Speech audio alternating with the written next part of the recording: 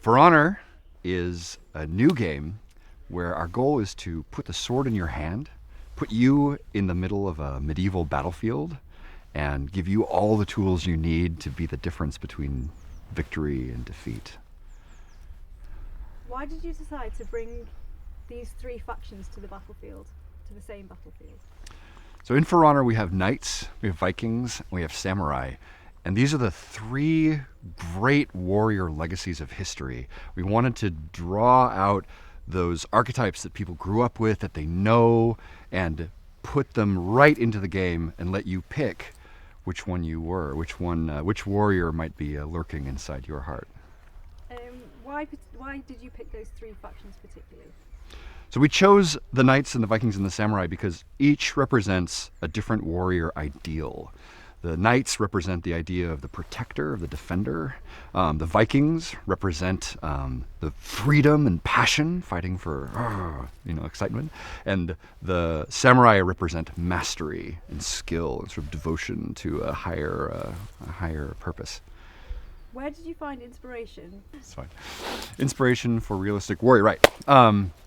So when we were making For Honor, we looked at every type of warrior we could from history, and I have been fascinated by this topic for my whole life, really. And so when we sat down to design it, we were able to take all of the best stuff, all the types of warriors that we were the most excited by, and put them into the game.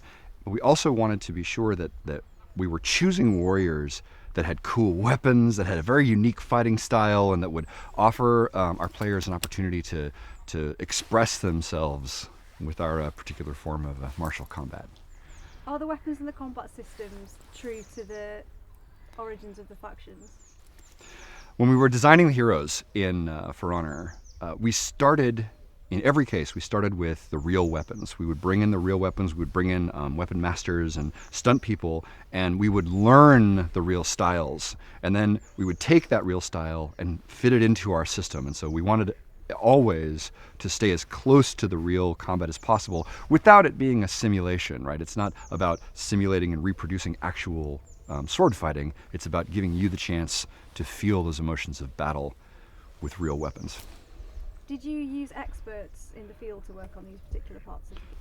So when we were designing the heroes, we worked with martial experts. We'd bring in people who knew the fighting styles. We brought in stunt people who were trained in how to make those styles look great on camera and how to sort of fight safely. And we brought in historians as well who were able to teach us the real war, like battlefield value of these weapons. And so and we brought all that knowledge together with our game designers, sort of stirred it together, and out would come our hero.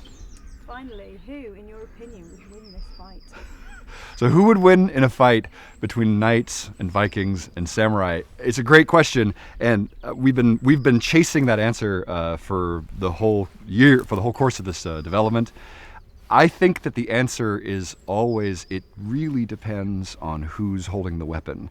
No one faction has a true advantage over the other. It's the warrior who wields the weapon that makes all the difference in the end.